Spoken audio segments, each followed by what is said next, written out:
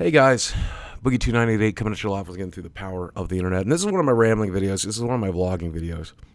Today is the final day of E3, and I should probably be talking about it, but I'm about to go hit the show floor. It's bright and early in the morning. But I want to make this video instead because I want to talk about an E3 experience that's not video game related. It's an experience that I hope that I can repeat at every convention I ever go to for the rest of my life because it's been very healing and it's been very useful. And that is the same thing that I do at all these conventions, which is meet people who care about me and meet people who love me. But this time it's been a little different, and I want to explain why it's been so different. You guys may not be aware of this because you're my core audience, you're my fans, and maybe I shouldn't even make you aware of this, but I'm going to talk about it anyway. There are more people on the internet these days who hate me, I think, than have ever loved me. There are more people out there, and some of them hate me fairly, I think.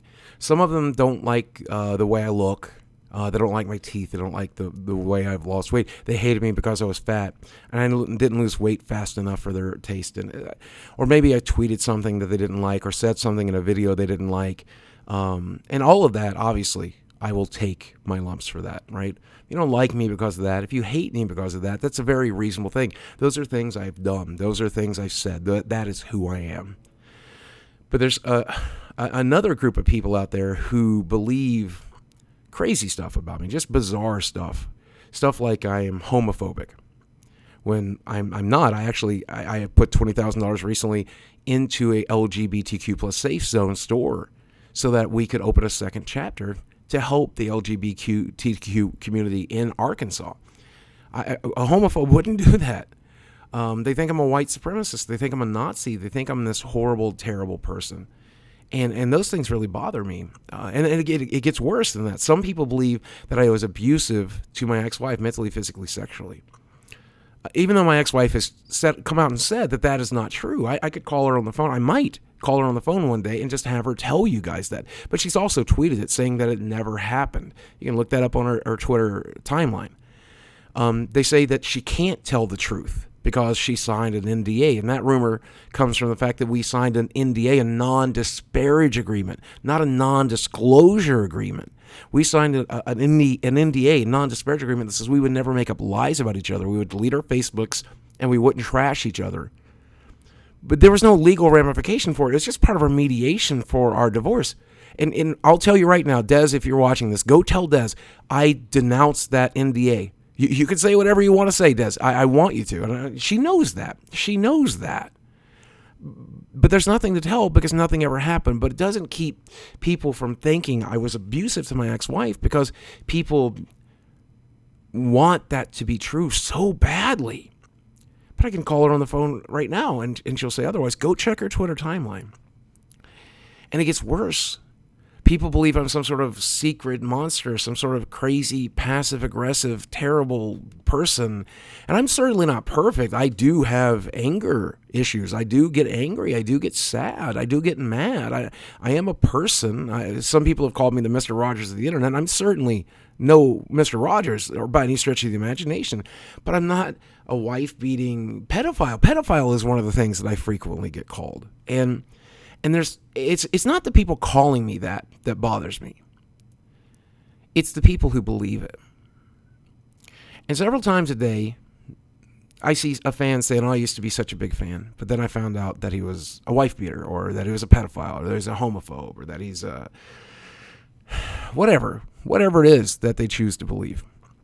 And it's a struggle. It's a struggle to handle that. So this E3, I've met 150 people across 2 or 3 days that stopped me to talk to me, to take photos. And these have been wonderful people. It might be Kenny Omega. It might be Stephen Totilo from Kotaku.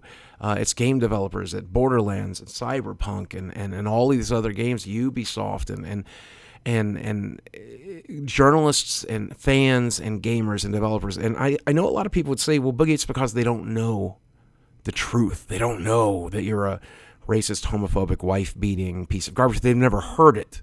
And since they've never heard it, they don't know.